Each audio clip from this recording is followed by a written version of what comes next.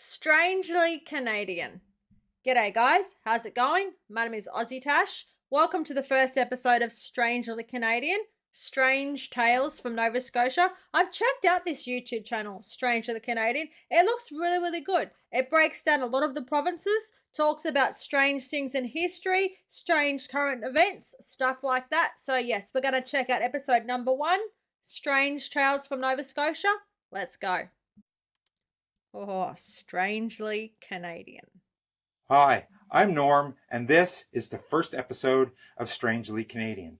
In today's episode, I'm going to talk to you about my own province of Nova Scotia, which is on the east coast of Canada. So Nova Scotia has been a point of interest for a huge number of people for the past 8 years, thanks to the History Channel's series, The Curse of Oak Island. But what you probably don't know, Oak Island is only a small part of the mysteries of this province. I'm going to give you 10 of them, and we're going to start with Oak Island. Okay. So for those of you that don't know the story, Oak Island has been the subject of a treasure hunt since the late 1700s. There are several theories. Captain Kidd's treasure was buried there. Others include religious artifacts, like the Holy Grail, manuscripts, maybe William Shakespeare's, and Marie Antoinette's jewels. Located on the eastern side of Oak Island, which sits in Mahone Bay, on the south shore of Nova Scotia, is a spot called the Money Pit. Or it was there. It was a shaft more than 100 feet deep. According to island lore, it first drew the attention of a local teenager in 1795. Wow. Who noticed an indentation in the ground, according to legend, a block and tackle in a tree. He got some friends and they started to dig, only to find a man-made shaft featuring wooden platforms every 10 feet, down to a depth of 90 feet. The treasure hunt has continued for over 200 years, with many people trying their luck at riches, including a young Franklin Delano Roosevelt. Wow, Six men have lost their lives in the search for this fabled treasure. Today, the Lagina brothers from Michigan own most of the island and are the head searchers on the series The Curse of Oak Island. Okay. Their journey is being documented by a film crew for television. Okay. The Curse of Oak Island. I'm going to have to check this out. I have seen a couple little videos on it. I've just stumbled over, just seen a couple little things. I think it's a big National Geographic production. So yeah, I can't react to that. They will copy claim me straight away. So I'm going to try and find something on the Curse of Oak Island. See if they have found any treasure. See what's doing on this island. Okay, this is very fascinating stuff. I'm loving this channel already. All right, new topic, New Ross Castle ruins. Let's go. Oak Island is a small community of New Ross, Nova Scotia. In the community, on private land, now buried from prying eyes, is what is believed to be the ruins of a castle. There are 3 possible legends. 1, the ruins are those of a Viking structure, and it is historical fact that the Vikings made it to this part of the world long before Christopher Columbus ever sailed to the New World. Other theories include refuge for an English king from around 1600, or an Oak Island connection. The castle was built by Scottish member of the Knights Templar, Henry Sinclair, when he traveled here to Nova Scotia to hide the Holy Grail. Oh, there you go. Next, Peggy's Cove. Oh, Peggy's Cove. I love Peggy's Cove. You'll come across the picturesque Peggy's Cove. The Peggy's Cove Lighthouse, as it is known to most visitors, is actually named Peggy's Point Lighthouse. The first lighthouse was built in 1868 and consisted of a wooden structure over the top of the keeper's house and used the light from a kerosene lamp reflected from a round silver-plated mirror. One mystery is how the area actually got its name. There are 3 theories. Number 1, the short form of Margaret is Peggy, so the cove was named after St. Margaret's Bay. Number 2, the cove was named after an early settler who lived in the area. Or, number 3, there was a young girl presumed to have survived a shipwreck. She was found on the shore of the cove in the early 1800s. She could not speak and had no identification. She was called Peggy by the locals, and they named the cove after her. But that's not the only tale from Peggy's Cove. The second tale from Peggy's Cove features the story of a woman who had traveled from Europe to Canada hoping for a better life for her and her 2 children. Unfortunately, really? she didn't have enough money to bring her children with her when she came to Canada. But she hoped to earn enough to reunite them at some point. Settling in Peggy's Cove, she married a local man. One day, she was sitting on the rocks, daydreaming of her children back in Europe. Her new husband soon joined her, and seeing that she was feeling down, he tried to cheer her up by singing and dancing on the rocks.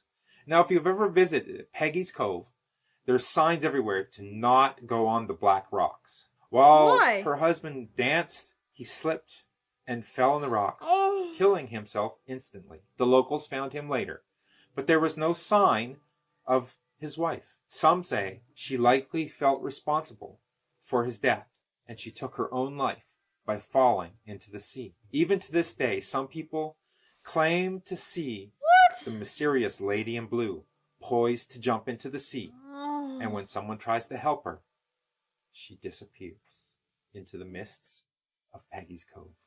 How did I know about Peggy's Cove and the beautiful lighthouse and not know this story? Guys, if you live in Nova Scotia, if you're from Peggy's Cove, do you know about this story? Do you learn about this story? Is this like something you learn about sitting around like a campfire or something as a child and you tell this story? Oh my gosh, it's so fascinating. Wow, man, I'm getting chills. Is this story real? Did her husband really pass that way? Oh my gosh, was she really thinking of her children that she left behind? That's really, really sad, a little bit creepy, but maybe that's how Peggy's Cove got the name Peggy's Cove. All right, I'm loving this. I'm loving this so much. We're halfway through. We're going to learn about Bears Lake's mystery walls. Let's go. Next up, the Bears Lake Mystery Walls. In Halifax, Nova Scotia, is a mysterious foundation and wall. The Bears Lake Mystery Walls have many theories regarding their origins, including a defensive structure for the back end of Halifax, a military supply depot, a training ground for the siege of Fortress Louisbourg, or, most recently, a sheep's pen. However, every theory has been proven inconclusive. Next up, St. Paul's Church face. On December the 6th, 1917, Halifax was rocked by an explosion when 2 ships collided in the harbor, and the munitions on board one ship, destined for the battlefields of World War I, caught fire. The explosion was devastating. It was horrible. Flattening the city, leaving many homeless and many more dead. St. Paul's Church played a significant role. Doctors used the church as an emergency hospital. It was the only church in the city considered safe enough to conduct services the following day. All the congregations used that specific church to conduct funerals following the explosion. There remains 2 artifacts in the church from the disaster. A piece of steel window frame that remains embedded in the wall above the inside door. That went into the wall from the explosion. And the explosion window, which shattered to form the silhouette of a man's head and shoulders. That's a face and a body. Concluded that the silhouette is the likeness of Abby Moreau. Who's Next that? Up, Shag Okay, Harbor hold on. UFO. Who was Abby Marone? Is that what he said? Who was that? I'm not quite too sure who that is. I have done a video on the Halifax explosion. Oh my gosh, absolutely just horrible, a horrible thing to happen. One of the warships was full of all the, the ammunition and all the explosives and stuff, but it didn't have the flag because they didn't want everyone to see that it had all this cargo on it. So it didn't have like the flag showing everyone that it had all the explosives. So they really had no idea. They just thought it was just some sort of random vessel. They had no idea everything it was carrying on board.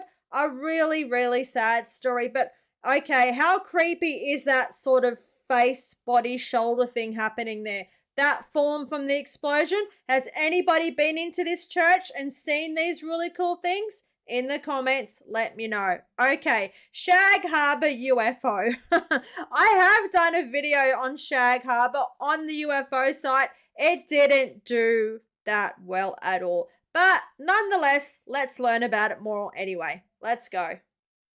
On the night of October the 4th, 1967, shortly after 11 p.m., an unidentified flying object, some 60 feet in diameter, was seen hovering over the water near the tiny fishing village. The Shag Harbor UFO, which displayed 4 bright lights that flashed in sequence, tilted 45 degrees and descended rapidly towards the water's surface.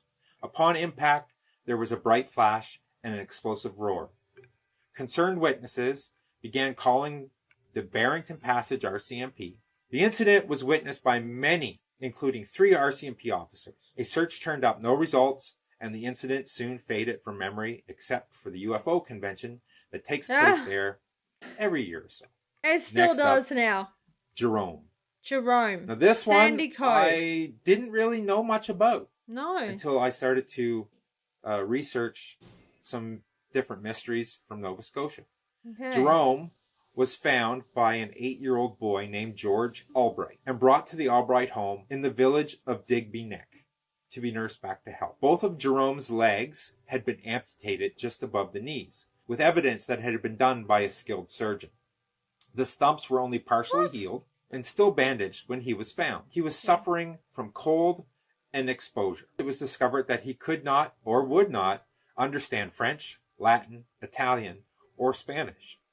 He apparently shunned the attention of these curious onlookers, growling like a dog at unwanted guests. The man's hands were noted as being too soft to be that of a manual laborer, and he was described as being Mediterranean in appearance. Okay. The government of Nova Scotia voted to supply a stipend of $2 a week to support Jerome.